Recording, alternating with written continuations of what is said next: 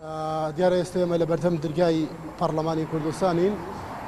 ئێستا جارێکی دیکە سەرۆکی فراکسیۆنینەوەی نوێ دکتۆر کازم فارغ دێتە پەرلەمانی کوردستان.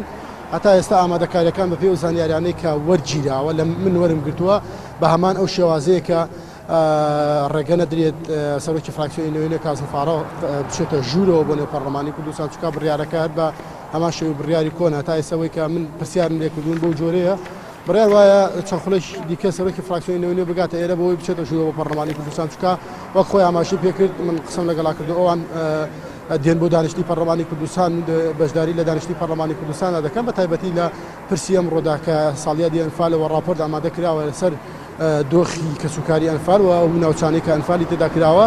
بۆیە ئەمڕۆ بە پێویستی سەزانن کە لە دانیشتنی پەرلەمانی کوردستاندا بەشدار بوون و بەرنامەی کاری دانیشتنی پەرلەمانی کوردستانیشدا قسەیان هەبێتوە ڕاوسەرنجی خۆیان هەبێ. بۆیە دێتە پەرلەمانی کوردستان وەکو جاری پێشوو بۆی بچێتە ژوورەوە. چەندە جاری پێشوو ڕێگریان لێکردونیان هێڵا داخڵی نێو پەرلەمانی کوردستان بێ. ئەم ڕۆژ بڕیارەکە تا ئێستا بەو جۆرەیە کە ڕێگە نەدەن جارێکی دیکە دکتۆر کازم فارغ سەرۆکی فراکسیۆنینەوەی نوێ بچێتە نێو پەرلەمانی کوردستان. ئێمە چاوەڕێ هاتنی سەرۆکی فراکسیۆنینەوەی نوێ دەکەی بۆ پەرلەمانی کوردستان کە دەبێ ئێستا بگات هێزە ئەمنیەکانیش ئامادەکاری خۆیان هەیە، ئەوانیش بۆ پێی کە هاتوونەتە دەرەوە پێ ناچێت ڕێگە بدرێت کە بچێتە ژوورەوە. بەش دەرگای پەرلەمانی کوردستانە کە لێرەوە پەرلەمانتار و هەر کەسێک کە بێت بچێت بۆ نێو پەرلەمانی کوردستان لێرەوە دەڕواتە ژوورەوە بۆی هەم پەرلەمانتاران هەم ئەو کەسانێکی کە وەکو میوانەوە ڕۆژنامە نووسانیش بەم دەرگا دەڕۆن. بەڵام ئەمڕۆ جیاوازە لە ڕۆژانی دیکە هێزە ئەمنیەکان لێرە ئامادەیی خۆیان دەمەوێت زانیاری لەسەر دانیشتەکانی پەرلەمانی کوردستان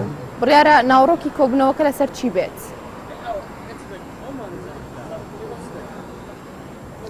ئەمڕۆ وەکو خۆش پێشتریش ئاماژەم پێکرد دانیشتی ئەمڕۆی پەرلەمانی کوردستان یەک بەرنامەی کاری تێدایە، ئەویش یەک بڕگەیە، ئەویش قسەکردنە لەسەر ڕەوشی کەسوکاری ئەنفال و ئەو ناوچانەی کە ئەنفالی تێدا کراوە لە ڕابردوودا چەندی ژنەیەک لەلایەن سەرۆکاتی پەرلەمانی کوردستانەوە پێکێنراوە ڕۆستونەتە ئەو ناوچانە ڕاپۆرتێکیان ئامادە کردووە.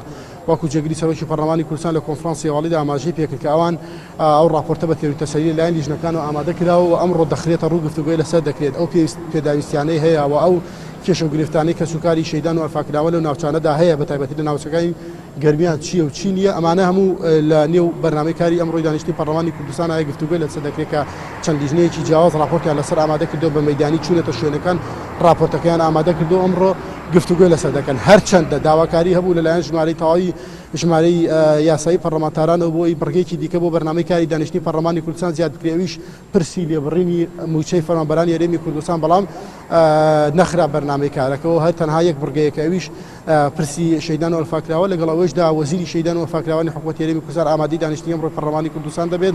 ئەو ڕاوسەرنجی و تێبینانەی کە لەلایەن پەرلەمانتارانەوە ئاڕاستی وەزارەتی شەیدان دەکرێت و ئەوەی کە پێویستە بکرێت لەلایەن وەزیری شەیدانەوە گوێیان لێ دەگیرێەوە دواتر ئەوانش قسەی خۆیان دەبێ. بەڵام لەبارەی ئەو پرسی لێبڕینی موشەکەەوە ڕەزامەندی لەلایەن سەرۆکاتی پەرلەمانی کوردستانەوە نەدرا بخرێتە بەرنامەی کاری دانیشتەکانەوە. منەوە پرسیارم لە جێگری سەرۆکی پەرلەمان کرد بنەخراوەتە بەرنامەی کاری دانیشتەکانەوە وتی ئەوان وەکو هەموو حزبەکان لەگەڵ لابردنی لێبڕینی موشەن، بەڵام ئەگەر حکوومەت توانای نەبێت ناتوانین بخێنە بەرنامەی کارێکەوە یاخود گفتوگۆ لەسەر شتێ بکەین کە نەکرێن لەم کاتەدا. وەکو حکوومەتی هەرێمی کوردستان ئەو پارەی لەبەردەستیانایە ئەو بڕەپارەی کە پێیان ئەوش خۆگونجاندنە بۆ جۆرە دابەشکردنی موچە. بۆیە ئەوەی کە لە توانایانە بۆ وەکو جێگری سەرۆکی پەرلەمان کراوە بۆیە ناتوانین بخێنەوە بەرنامەی کارەوە.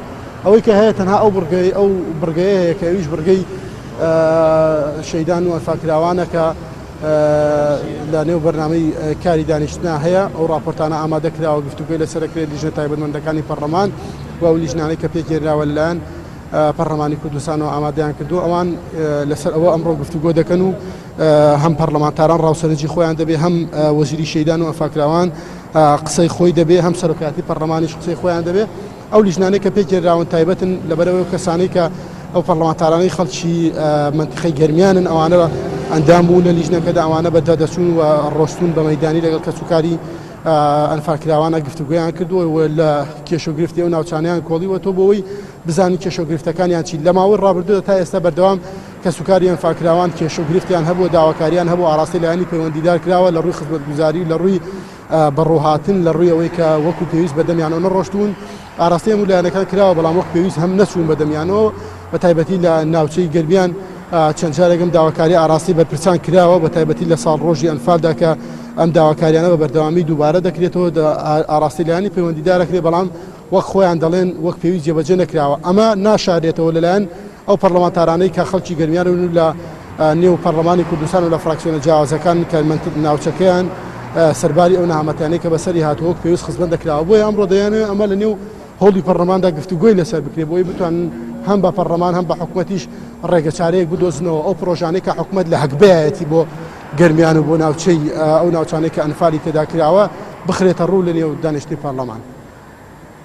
بەڵێ هێرش سپاس.